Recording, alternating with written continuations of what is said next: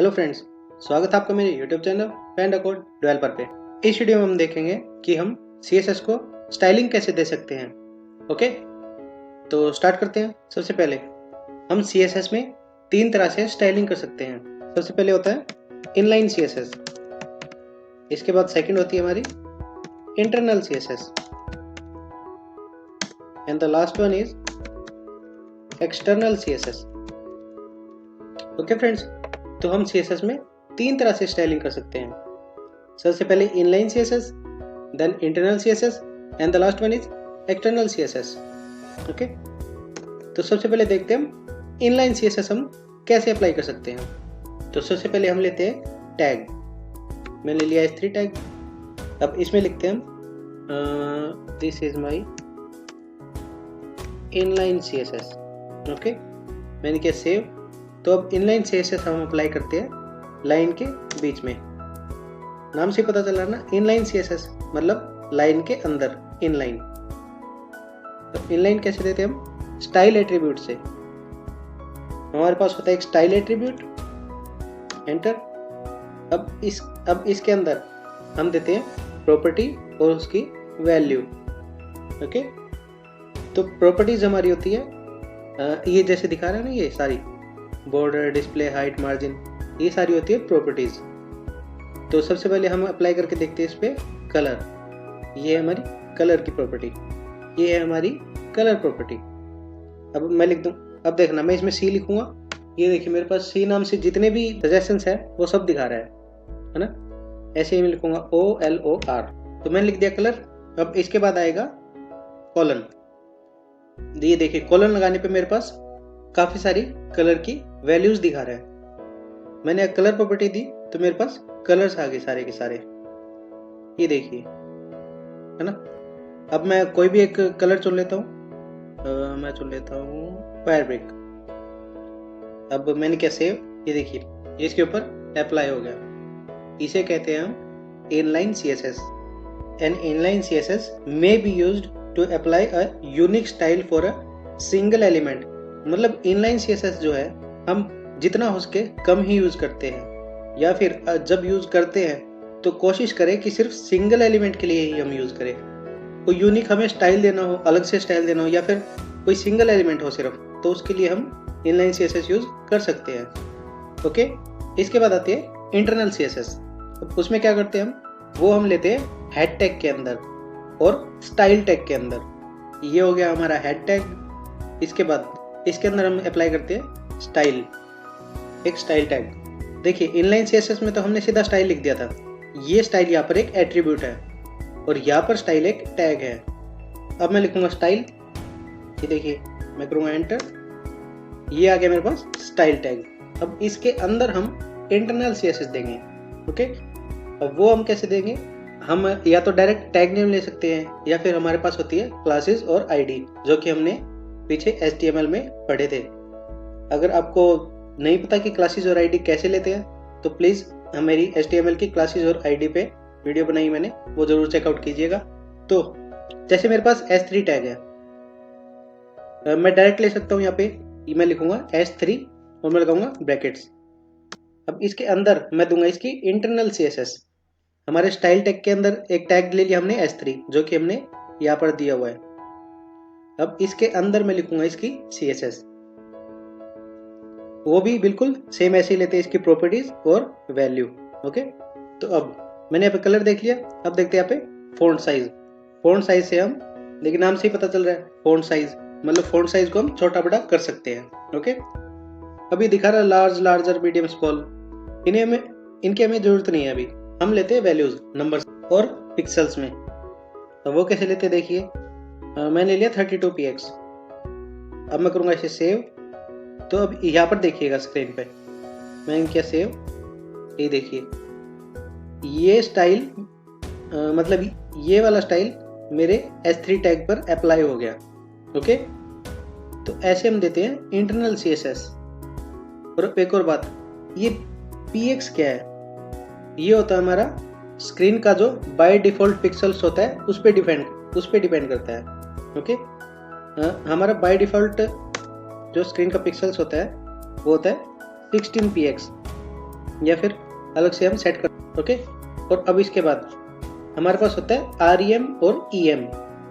अब वो क्या है? REM हमारा होता है 1 REM हमारा होता है 16 px के बराबर। ओके, और ऐसे ही हमारे पास होता है 1 EM। ये कितना होता है? 16 px। ये दोनों सेम है, इनमें कोई ज़्यादा डिफरेंस नहीं है। ओके, तो अब मैंने यहाँ पर 32 px लिखा है। वैसे तो मैं कुछ भी दे सकता हूँ, यहाँ पे मैंने दे दिया 50 px। जरूरी नहीं है कि 16 के मल्टीप्लाई में ही देना है। ओके, अब हम ये वैल्यू कैसे देंगे? हम डायरेक्ट लिख देंगे, जैसे मैंने 32 px लिया था तो 16 px 1 REM के बराबर होता है, तो 32 px हो गया 2 REM के बराबर। मैं लिख दूंगा 2 REM। अब सेव करूंगा, ये मेरा 32 px। ओके, अब मैं यहाँ पे 32 px लिखता हूँ, सेव। ये देखो कोई फर्क नहीं पड़ा। क्यों? क्योंकि हमारा 32 px है 2 REM के बराबर। अब मैं लिखता हूँ 2 EM और करता हूँ सेव। ये देखिए, तो ये होते हैं हमारे px, REM और EM। ओके, ऐसे हम इनकी वैल्यू दे सकते हैं।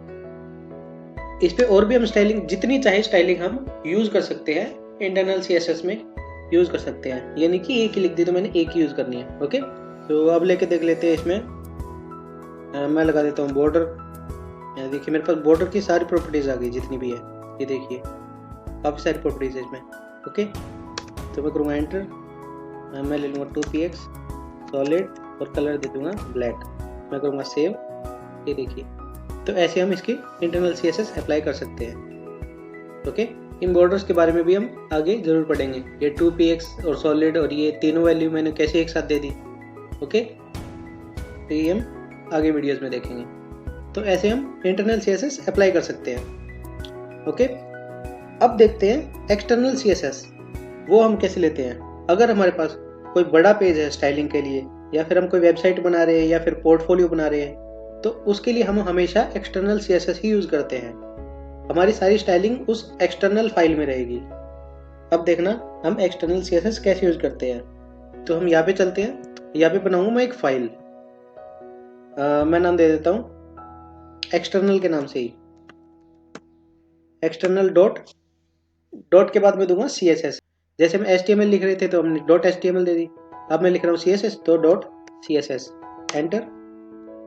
तो ये है मेरे पास एक ब्लैंक फाइल एक्सटर्नल CSS के नाम से। अब इसमें हम स्टाइलिंग करेंगे। ओके, बिल्कुल सेम है, कोई फर्क नहीं है जैसे हमने यहाँ पे की थी। सिर्फ फर्क इतना है कि हम स्टाइल टैग का यूज नहीं करेंगे वहाँ पे। क्यों? या तो हम बता रहे हैं ना इसे, ये हमारी पूरी फाइल HTML की है, या हम बता रहे हैं कि मैं यहाँ पे स्टाइल यूज कर रहा हूँ और इसके अंदर मैं इसकी स्टाइलिंग दूंगा। और यहाँ हमारी फाइल ही पूरी CSS की है, तो हमें स्टाइल टैग की कोई जरूरत ही नहीं है। ओके फ्रेंड्स, तो अब हम स्टार्ट करते हैं एक्सटर्नल CSS हम कैसे अप्लाई करेंगे। तो अब मैं यहाँ पे ले लेता हूँ वो टैग ले लेता हूँ। जैसे मैंने P टैग ले लिया, दिस इज अ पैराग्राफ, मैं इसे कॉपी कर लेता हूँ। ये लिख दूंगा दिस इज अनदर पैराग्राफ। मैं करूँगा सेव। अब देखिए ये से बिल्कुल चिपक गया है ना। अब हम स्टाइलिंग की मदद से इसे स्टाइलिंग करेंगे और इसे डिस्टेंस देंगे ऊपर से। अब वो हम कैसे देंगे? सबसे पहले हमेशा याद रखना एक्सटर्नल CSS जो होती है वो हमें लिंक करनी होती है हेड टैग के अंदर, वरना हमारी एक्सटर्नल CSS कोई काम नहीं करेगी। हमें बताना पड़ेगा ना HTML को कि हमारे पास बाहर से कोई एक्सटर्नल CSS लगा रहा है और वो मुझे अप्लाई करनी है यहाँ पे। तो वो मैं कैसे करूँगा? लिंक की मदद से। मैं लिखूँगा लिंक, या कि मेरे पास ऑप्शंस, सिर्फ लिंक लिख के मैं करूँगा एंटर। इसका रिलेशन है स्टाइल शीट, ये एक एक्सटर्नल स्टाइल शीट होती है। ओके, href में मैं दूंगा इसका फाइल का नाम। तो फाइल का नाम क्या है? एक्सटर्नल। ये देखिए मेरे पास सजेशन आ गया, मैं करूँगा एंटर और मैं कर दूंगा इसे सेव। अब हमें सिर्फ हमारे टैग देखने हैं, ये P टैग। इसमें हम क्लासेस और ID दे देते हैं, नहीं तो हम अगर P टैग पे अप्लाई करेंगे तो ये दोनों पे अप्लाई हो जाएगा, है ना। तो इसके अंदर मैं ID दे देता हूँ P1 और इसके अंदर ID दे देता हूँ P2। हमारा पैराग्राफ 1 और पैराग्राफ 2। ओके, तो अब स्टार्ट करते हैं हम स्टाइलिंग एक्सटर्नल CSS।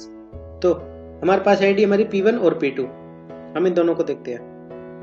तो आईडी हम कैसे लेते हैं, मैंने बताया था पीछे, हम आईडी डिनोट करते हैं हैश से। तो मैं लिखूंगा हैश और आईडी का नाम है P1। ओके, मैं लगाऊंगा ब्रैकेट्स और एंटर। अब इसके अंदर मैं मेरी जितनी चाहे स्टाइलिंग दे सकता हूँ। Okay, colour, font size, font weight, borders वगैरह सब कुछ। ओके, तो सबसे पहले हम इसको मार्जिन दे देते हैं ऊपर से। मार्जिन और पैडिंग होती है दो चीज़ें। सबसे पहले हम देंगे इसको मार्जिन 10px। मैं करूँगा सेव। अभी स्क्रीन पे देखना, मैं करूँगा सेव। ये देखिए ये नीचे आ गया ना, और ये इसके भी नीचे आ गया, मतलब ऊपर नीचे दोनों तरफ से मुझे मार्जिन मिल गया। और एक और चीज़, मुझे लेफ्ट और राइट से भी मार्जिन मिला है, लेकिन सब कुछ ब्लैंक है और साइड में टेक्स्ट भी नहीं है, तो मुझे पता कैसे चलेगा, है ना।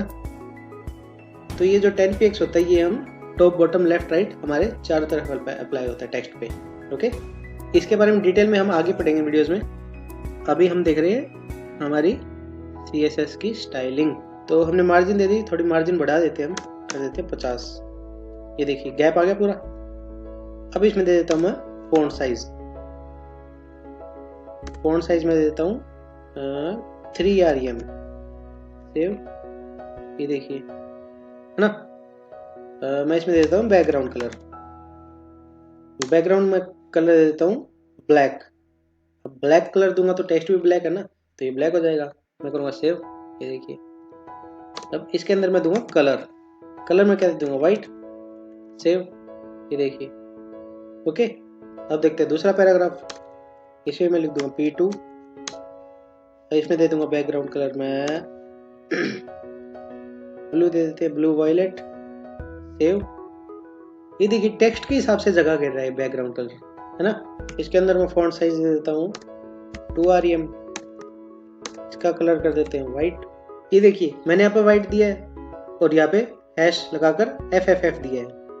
अब ये चीज़ क्या है ये भी हम आगे पढ़ेंगे, तो इससे पहले प्लीज़ ज़रूर चैनल को सब्सक्राइब कर लीजिएगा। ओके, ये सब चीज़ें हम आगे देखने वाले हैं, बहुत ही इंटरेस्टिंग चीज़ें होने वाली आगे। तो ऐसे हमने आईडीज़ पे हमारे बैकग्राउंड कलर अप्लाई कर दिया। अब आपको एक और चीज़ बताता हूँ। जैसे हमने ये तो अलग अलग ले ली मैंने,